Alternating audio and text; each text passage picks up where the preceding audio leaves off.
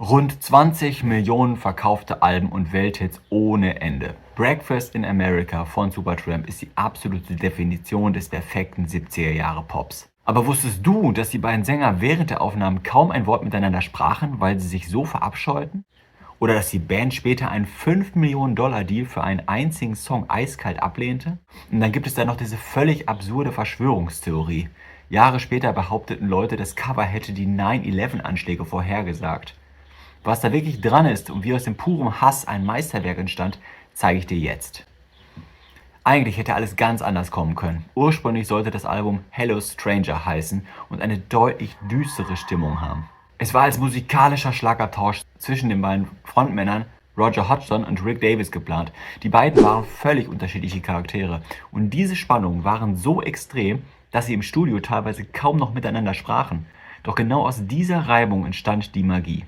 Statt einer Existenzkrise entschied man sich zum Glück für mehr Leichtigkeit und extrem eingängige Songs. 3 Songs machen dieses Album bis heute unsterblich. Fangen wir an mit The Logical Song,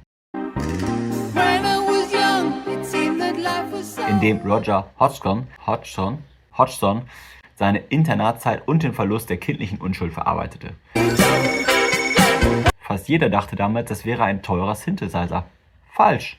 Das Geräusch stammt in Wahrheit von einem billigen elektronischen Footballspielzeug von Mattel. Goodbye Stranger. Hier geht es um Freiheit, das Tourleben und flüchtige Beziehungen.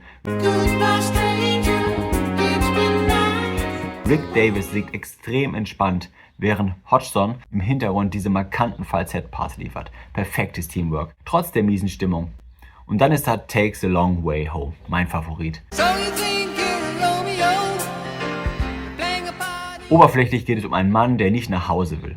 Eigentlich aber um die Suche nach innerem Frieden. Der Song war so gut, dass die Busfirma Greyhound der Band angeblich 5 Millionen Dollar für einen Werbespot bot.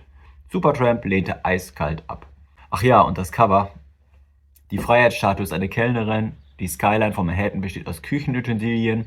Weil sich der Schriftzug Supertramp in der Rückansicht angeblich wie 9/11 lesen lässt, entstand diese irre Verschwörungstheorie.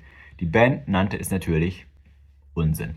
Breakfast in America ist bis heute eine der größten Pop-Alben aller Zeiten. Es ist voll von unglaublichen Melodien, krassen Widersprüchen und diesem unverwechselbaren Sound, irgendwo zwischen tiefer Melancholie und kalifornischer Leichtigkeit. Ich bin gespannt auf eure Meinung. Welcher Song von diesem Album ist euer absoluter Favorit? Schreibt es mir jetzt in die Kommentare und wenn euch die Story gefallen hat, lasst unbedingt ein Abo da. Bis zum nächsten Mal.